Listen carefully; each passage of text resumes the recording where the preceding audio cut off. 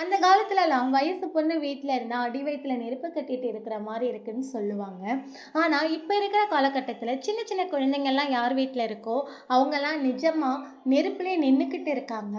அது பெண் பிள்ளையா இருக்கட்டும், ஆண் பிள்ளையா இருக்கட்டும். பெண் பிள்ளைகள் மட்டும் தான் இந்த சமுதாயத்துல சில சில்லறைங்கள்ட்ட இருந்து காக்கப்படணுமான்னு கேட்டா கிடையாது.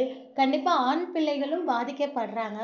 ஸோ, நம்ம ஆண் பிள்ளை, பெண் பிள்ளைன்னு பிரிச்சு பார்க்காம குழந்தைங்களையுமே காப்பாத்தணும். அதுக்கு அந்த குழந்தைங்கள்ட்ட நம்ம டெய்லி என்ன சொல்லிக் குடுத்து வளர்ப்போம்? Good touch, bad touch. இத வந்து காமனா நம்ம சொல்லிக் குடுத்து வளர்ப்போம். ஆனா என்ன கேட்டீங்கன்னா, இது 2மே வேணாம். டோன்ட் டச் இத சொல்லிக் குடுத்து வளங்க.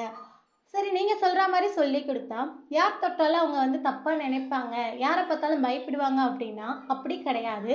அந்த குழந்தைங்க கிட்ட தெளிவா சொல்லுங்க. யாராவது உன்னை தொடும் பொழுது கூச்சத்தன்மை ஏற்பட்டா, உனக்கு கூசுற மாரி இருந்தா, அது ராங். அதுக்கு நீ அலோவ் பண்ணாத அப்படின்னு அந்த குழந்தைங்க கிட்டேருந்து சொல்லிக் குடுத்து வளங்க. உதட்ட தொட்டாலோ, கன்னத்த தொட்டாலோ, இல்ல பிரைவேட் பார்ட்ட தொட்டா மட்டும் தான் அது தவறான தொடுதல் கிடையாது. அவங்க கைய தொடும்பொழுது கூட தவறான எண்ணத்துல தொட்டா அந்த குழந்தைங்க புரிஞ்சுக்கணும். தயவு செஞ்சு எல்லா குழந்தைங்க கிட்டயும் சொல்லிக் குடுத்து வளங்க. யாரா இருந்தாலும் உன்னை தொடும்போது உனக்கு கூச்சத்தன்மை ஏற்பட்டா, அது தவறான தொடுதல். அதுக்கு நீ அலோவ் பண்ணாத.